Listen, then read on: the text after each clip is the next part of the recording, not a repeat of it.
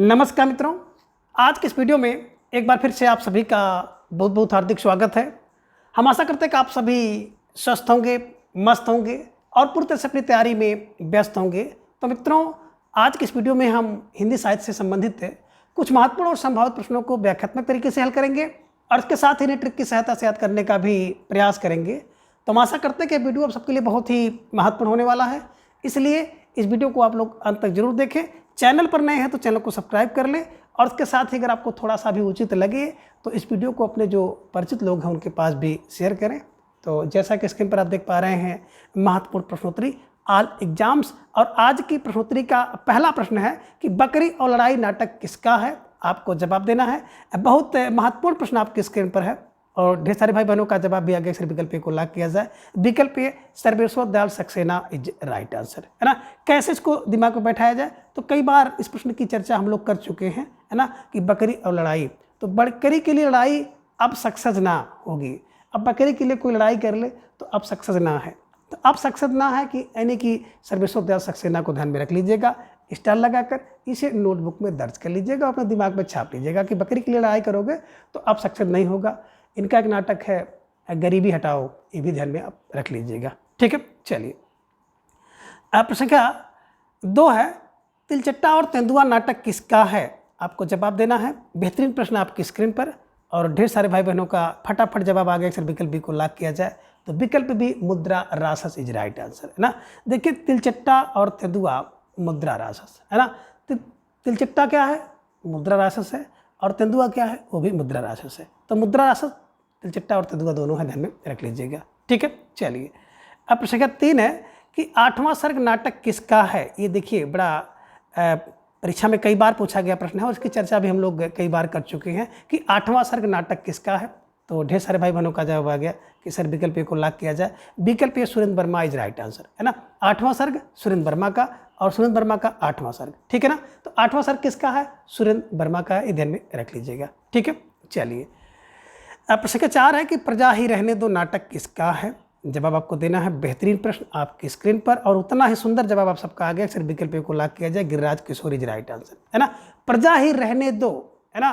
किशोर को, जो किशोर होते हैं ना, उनको प्रजा ही रहने दो। अगर प्रजा से ऊपर कुछ करेंगे तो गिर जाएंगे। गिरिराज, है ना, गिरिराज किशोर, प्रजा ही रहने दो किशोर को। तो ऐसे कुछ क्लू बना लेना है कि प्रजा ही रहने दो किसको, किशोर को। तो किशोर फॉर गिरिराज किशोर को ध्यान में रख लीजिएगा, ठीक है। चलिए, प्रश्न संख्या 5 है कि कहे कबीर सुनो भाई साधो नाटक किसका है। आपको जवाब देना है और ढेर सारे भाई बहनों का जवाब भी आ गया। विकल्प है सी को लॉक किया जाए, Narendra Mohan is right answer, है ना। कहे कबीर सुनो भाई साधो, है ना। कहे कबीर सुनो भाई साधो, आपने देखा होगा ना और सुना भी होगा कि नरेंद्र मोदी जी ने कहा था कि मैं फ़कीर हूँ और झोली लेके चल जाऊँगा। तो झोली लेके चल पड़ूँगा, फ़कीर हूँ, कबीर हूँ, साधु हूँ, तो नरेंद्र मोहन, ऐसे ध्यान में रख लीजिएगा। और इसी से मिलती जुलती एक रचना और है, आप लोगों ने देखा होगा, कबीरा खड़ा बाजार में। तो कबीरा खड़ा बाजार में तो भैया बड़ा भीष्म बात होगी और सहन नहीं होगा। तो भीष्म सहनी कहा कबीरा खड़ा बाजार में, ये भी आपको ध्यान में रखना होगा, ठीक है। और यहाँ पे जो जवाब था विकल्प C, Narendra Mohan is right answer. प्रश्न संख्या 6, पागल घर नाटक किसका नाटक है। अब आपको जवाब देना है कि पागल घर किसका नाटक है। जवाब आपको देना है और ढेर सारे भाई बहनों का जवाब भी आ गया। सिर्फ विकल्प डी को लॉक किया जाए। विकल्प D Acharya Nand Kishore is right answer, है ना। मैंने इसको बिल्कुल क्लू से बताया था कि घर पागल हो जाता है, पूरा घर ही पागल हो जाता है। कब, जब गर्मी की छुट्टी होती है और वो समय आ भी गया है। तो गर्मी की छुट्टी में जो नंद के किशोर हैं, नंद लोग होती हैं, इनके जो बच्चे हैं जब घर पर आ जाते हैं तो नाना नानी का साम्राज्य होता है। ऐसे में क्या कर देते हैं कि नंद के किशोर पूरे घर को पागल कर देते हैं और पूरा घर ही पागल हो जाता है। तो ऐसे ध्यान में रख लीजिएगा कि कहाँ से निकल जाए, कहाँ छुप जाए, कहाँ कूदे, कहाँ फांदे। तो ये सारी चीज़ें, है ना, नंद किशोर करते हैं, नंद के किशोर करते हैं। तो पागल घर नंद किशोर की रचना है, नंद किशोर जी का नाटक है, ध्यान में रखिएगा, स्टार लगा के इसे नोट कर लीजिएगा। और किसी भी ट्रिक का उद्देश्य किसी की भावना को ठेस पहुँचाना नहीं है, ना ही किसी राजनीतिक गतिविधि से कुछ लेन देन है और ना ही इसका वास्तविकता से दूर दूर तक कोई संबंध है। बस किस तरह से आपके दिमाग में हमेशा के लिए बैठ जाए, यही छोटा सा प्रयास है, ठीक है। चलिए, प्रश्न का 7 है कि प्रसाद का कौन सा नाटक अन्यापदेशिक नाटक है। जवाब आपको देना था और ढेर सारे भाई बहनों ने जवाब भी दे दिया। विकल्प सी को लॉक किया जाए। विकल्प सी कामना 1927 में लिखा गया प्रसाद जी का नाटक है। तो ये अन्यापदेशिक नाटक है, ध्यान में रख लीजिएगा, ठीक है।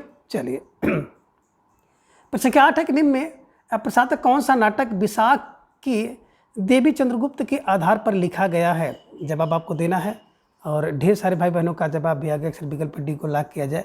ध्रुव स्वामिनी इज राइट आंसर।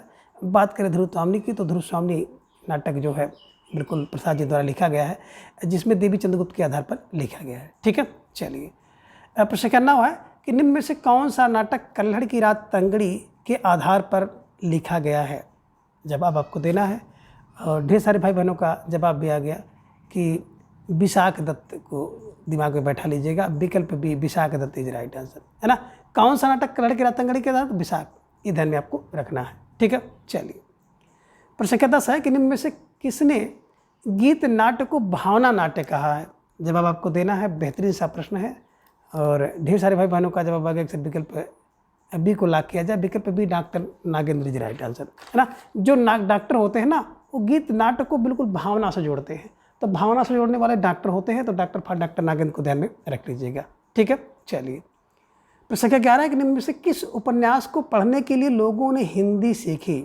अब आपको जवाब देना है। प्यारा सा प्रश्न आपकी स्क्रीन पर है और ढेर सारे भाई बहनों का जवाब आगे सर विकल्प बी को लॉक किया जाए।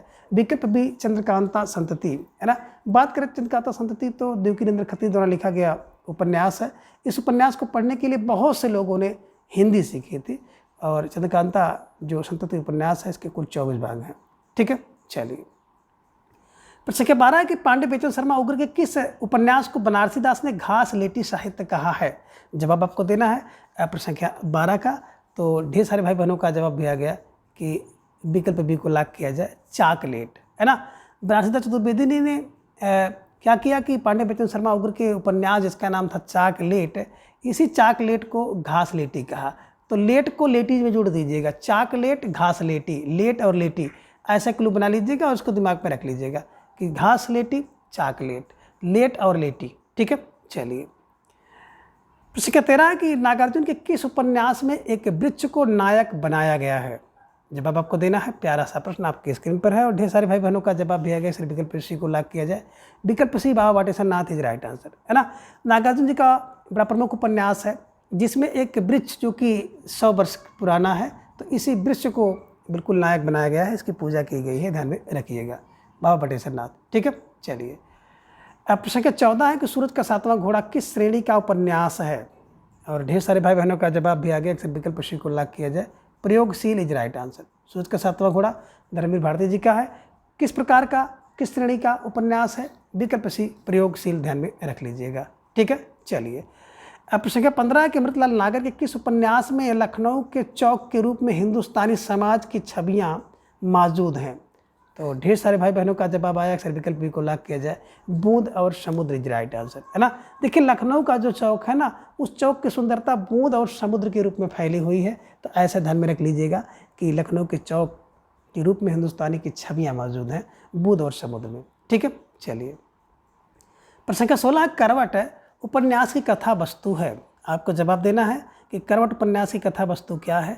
तो ढेर सारे भाई बहनों का जवाब भी आ गया कि सर विकल्प सी को लॉक किया जाए। खत्री परिवार की 3 पीढ़ियों का चित्रण किया गया है करवट में। तो करवट का मतलब ही होता है कि बदलना, फेरा लेना, है ना। तो 3 पीढ़ियों का चित्रण इसमें किया गया है। बात करें सूरदास के जीवन पर तो खंजन नैन इनके द्वारा लिखा गया बड़ा प्रसिद्ध उपन्यास है खंजन नैन। भंगी समाज की नरकी यातना का चित्रण नाचो बहुत गोपाल, है ना, पूछा जा सकता है। आगे अवध के नवाबों के ह्रासमुख जीवन का चित्रण, इसकी बात करें तो अवध के नवाबों के ह्रासमुख जीवन का चित्रण जो है शतरंज के मोहरे उपन्यास में किया गया है, तो ध्यान में रखिएगा। ठीक है, चलिए प्रश्न संख्या 17 है कि निम्न में से मनोविश्लेषणवादी उपन्यास का जनक किसे कहा जाता है? आपको जवाब देना है और ढेर सारे भाई बहनों का जवाब भी आ गया। सर विकल्प को लॉक किया जाए। तो विकल्प Jainendra Kumar is right answer, है ना। मनोविश्लेषण उपन्यास के जनक जैनेन्द्र कुमार। ठीक है, चलिए प्रश्न संख्या 18 है कि निम्न में से जैनेन्द्र कुमार का उपन्यास नहीं है, एक उपन्यास जैनेन्द्र जी का नहीं है, तो कौन सा नहीं है? ढेर सारे भाई बहनों ने जवाब दे दिया। सर विकल्प सी को लॉक किया जाए। नदी के द्वीप, है ना, 1951 में लिखा गया उपन्यास है और किसका? आगे द्वारा लिखा गया है। यही जो है उपन्यास जैनेन्द्र कुमार जी का नहीं है। बाकी परख, सुनीता, कल्याणी, त्यागपत्र, विविधा, सुखर्द, है ना, तो ये सुखदा, ये सब जो है जैनेन्द्र कुमार के उपन्यास हैं। ठीक है, चलिए प्रश्न संख्या 19 है कि सामर्थ्य और सीमा उपन्यास किसका है? तो ढेर सारे भाई बहनों का जवाब आ गया कि भगवती चरण वर्मा को लॉक किया जाए, विकल्प ए इज राइट आंसर, है ना।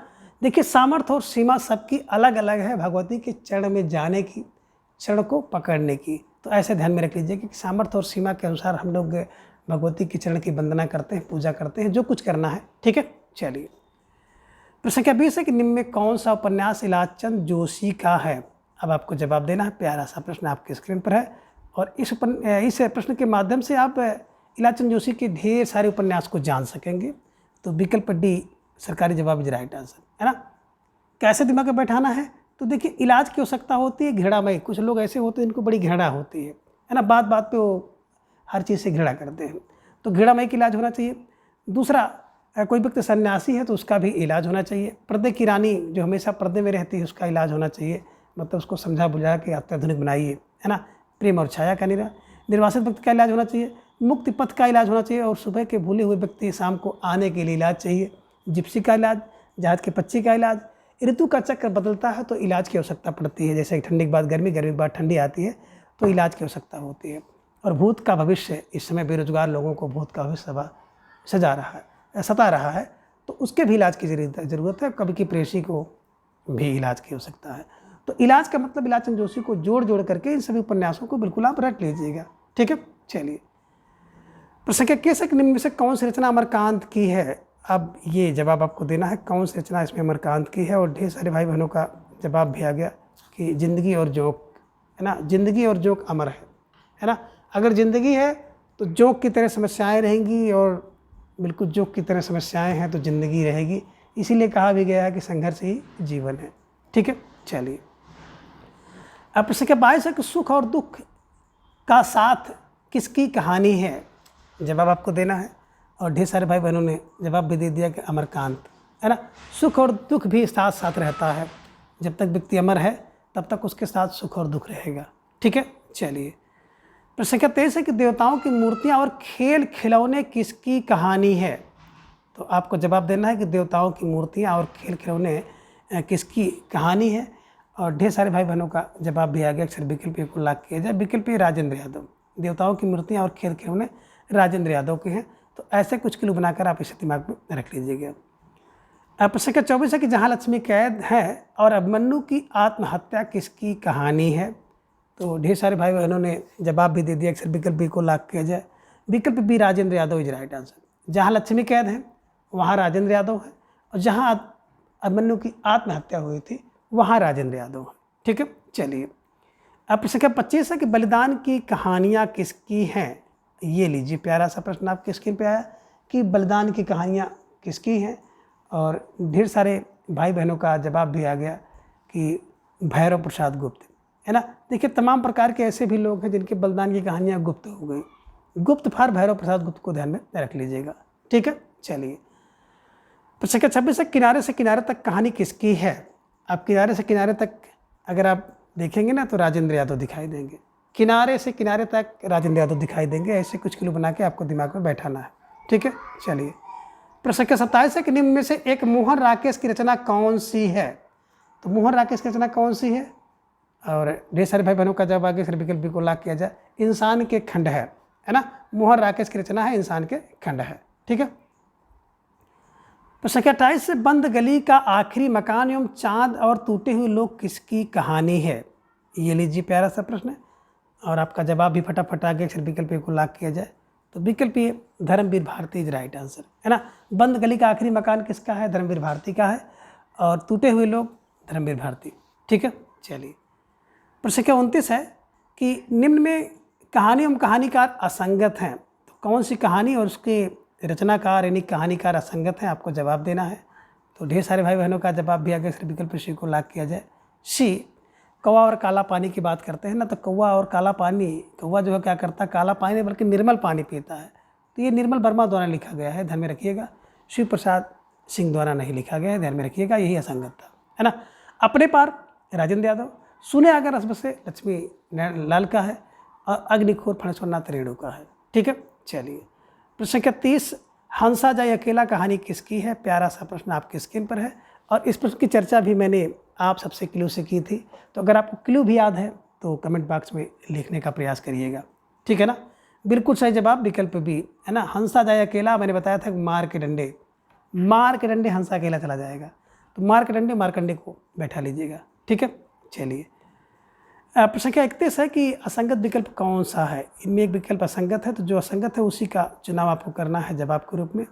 और ढेर सारे भाई बहनों का जवाब भी आगे सर विकल्प को ला किया जाए। चक्कर कलब है ना, गुलाब राय का नहीं बल्कि यशपाल का है। और गुलाब राय की बात करते हैं ना तो ठलुआ क्लब होता है। लेडी क्लब भी एक मिलता जुलता इसी से है, मंजुल भगत द्वारा लिखा गया है, तो ध्यान में रख लीजिएगा। तो फिलहाल समय और हम जैनेन्द्र का है, साहित्य नया और पुराना विनय मोहन शर्मा का है, और कविता नई कविता नंद दुलारी वाजपेयी की है। सब सही है, विकल्प यही संगत था, ठीक है। चलिए प्रश्न के 32 है कि शैली और रीति निबंध किसका है। अब आपको जवाब देना है कि शैली और रीति निबंध किसका है। तो ढेर सारे भाई बहनों का जवाब आ गया कि शैली और जो रीति होती है नंद की दुलार की, है ना। तो नंद के दुलार करने की जो शैली और रीति है बहुत अलग है, ठीक है। नंद दुलारी वाजपेयी को ध्यान में रख लीजिएगा। प्रश्न क्या 33 है कि रेल का टिकट किसका निबंध है। और ढेर सारे भाई बहनों का जवाब आ गया कि जो रेल का टिकट है ना वो बदंत आनंद देता है, आनंद देता है। तो आनंद फार बदंत आनंद कौशल्यायन को ध्यान में रख लीजिएगा, ठीक है। और रेल का टिकट एक यान होता है कौशल्यायन, ठीक है, ध्यान में रख लीजिए। जैसे बैठे बैठाने का प्रयास करिएगा। प्रश्न के 34 है कि निम्न में से इंद्रनाथ मदान का निबंध कौन सा है। अब आपको जवाब देना है 34 का कि कौन सा निबंध इंद्रनाथ मदान का है। और ढेर सारे भाई बहनों का जवाब भी आ गया कि विकल्प डी को लाग किया जाए, उपयुक्त सभी इज राइट आंसर, है ना। आलोचना तथा काव्य मॉडर्न, मदान माने मॉडर्न।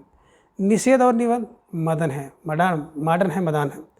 कुछ उतले कुछ गहरे भी इंद्रनाथ मदान का है, ध्यान में रख लीजिएगा, ठीक है। चलिए प्रश्न के 35 है कि गेहूँ बनाम गुलाब एवं बंदे बाड़ी विनायकों रचना किसकी है। तो ढेर सारे भाई बहनों का जवाब आ गया कि गेहूँ और गुलाब एक वृक्ष है, और वृक्ष फार राम वृक्ष बेनीपुर जी की रचना है, ध्यान में रख लीजिएगा, ठीक है। चलिए प्रश्न के 36 है कि देवियों का दबदबा एवं बेकार विद्यालय निबंध किसका है। तो ढेर सारे भाई बहनों का जवाब आ गया कि जब देवियों का दबदबा हो जाए, बेकार विद्यालय हो जाए, तो हरिशंकर ही मालिक हैं। तो डॉक्टर हरिशंकर शर्मा को ध्यान में रख लीजिएगा, ठीक है, कि जब देवियों का दबदबा हो जाए और बिल्कुल विद्यालय बेकार हो जाए, बेकार विद्यालय हो जाए, तो हरिशंकर शर्मा को याद करिएगा, ठीक है। प्रश्न का 37 है कि इलाचंद जोशी का निबंध है। और ढेर सारे भाई बहनों ने जवाब भी दे दिया, अक्सर विकल्प डी को लाग किया जाए, उपयुक्त सभी इज राइट आंसर, है ना। इलाचंद जोशी का अभी आपने उपन्यास देखा था और यहाँ पे आप निबंध देख रहे हैं, तो बड़े महत्वपूर्ण है। इस समय जो परीक्षा का पैटर्न है, इलाचंद जोशी जी से प्रश्न पूछा जा रहा है, कुबेर नाथ राय जी से प्रश्न पूछा जाएगा। तो ये बिल्कुल विद्यानिवास मिश्र जी हैं, हरिशंकर प्रसाद जी हैं, तो इनको तो बिल्कुल आपको पढ़ना ही पढ़ना है ना। तो बिल्कुल साहित्य सर्जना विवेचना, देखिए इलाज कराए जाएंगे ना तो साहित्य सर्जन से जाएंगे, वो विवेचना करता है, विश्लेषण करता है, देखता परखता है, फिर चिंतन करता है, इसके बाद इलाज करता है। तो बिल्कुल सभी को आप ध्यान में रख लीजिएगा, बैठा लीजिएगा, ठीक है। चलिए प्रश्न के 38 है कि निम्न को सही क्रम में सुमेलित कीजिए। तो एक तरफ आप देख रहे हैं निबंध, दूसरी तरफ निबंधकार हैं, नीचे आपको एक कूट भी दिखाई दे रहा है, तो इस कूट के हिसाब से आप इसका जवाब देने का प्रयास करिएगा, ठीक है। तो सबसे पहले आप देख रहे हैं, इसके हिसाब से आपका जवाब भी आ गया कि सर विकल्प 1 2 3 4 को बैठा दीजिए, है ना। बिल्कुल 1 2 3 4 यानी कि विकल्प इज राइट आंसर। अलविदा मदान का, परंपरा बंधन विद्यानिवास, वाणिका क्षीर सागर कुबेरनाथ राय का, और बबुल कैक्टस रामदास मिश्र का, यानी कि विकल्प ए को आप लोग लाग कर लीजिएगा। 1 2 3 4 इज राइट आंसर, ठीक है।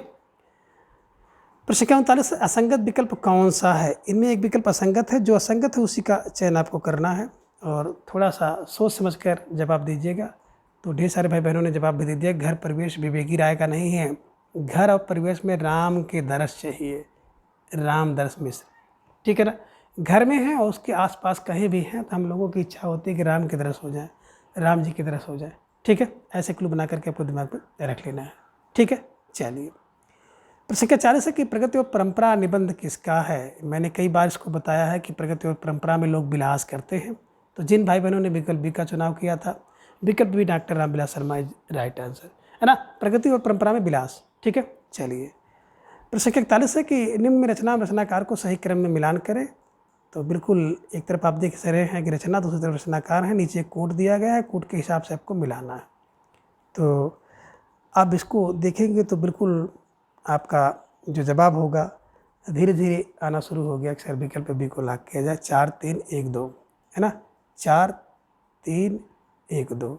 बात करें बंगाल का अकाल, तो बंगाल का जब अकाल आता है तो प्रकाश गुप्त हो जाता है, प्रकाश चंद्र गुप्त।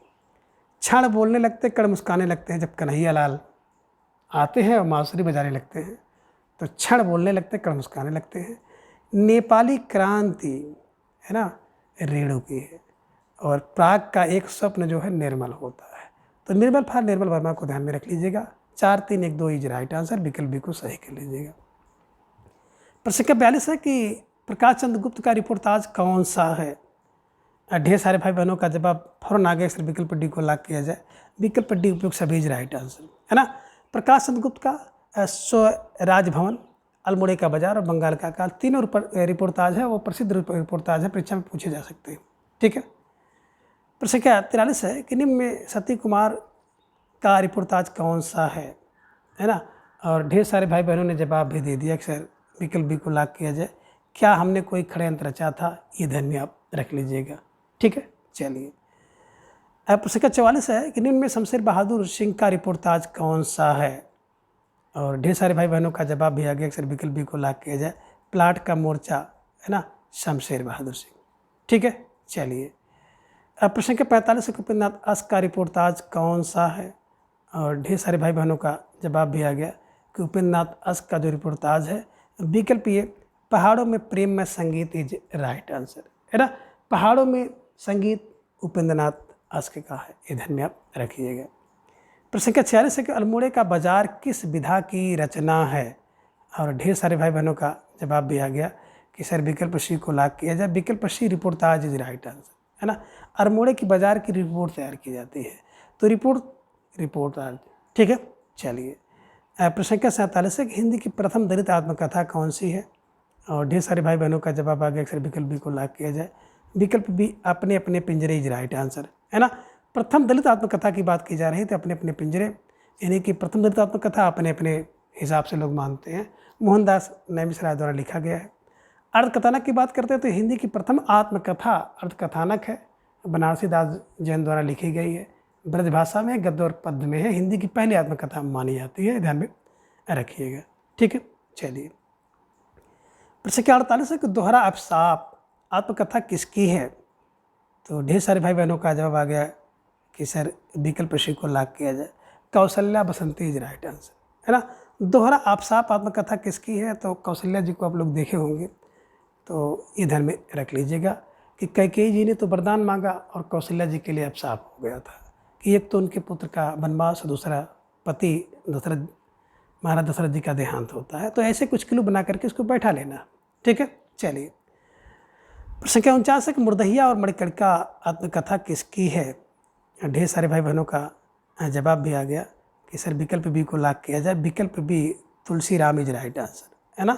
देखिए मुर्दहिया माने जब मुर्दा को लेकर लोग जाते हैं मुर्दे को, तो वो राम नाम सत्य है, राम नाम सत्य कहते हैं। तो राम नाम सत्य को आप तुलसी राम जोड़ लीजिएगा है ना। तुलसी राम वर्मा, ठीक है, तुलसी राम, ठीक है, तुलसी राम। प्रश्न के 50 है कि तिरस्कृत और संतृप्त आत्मकथा किसकी है।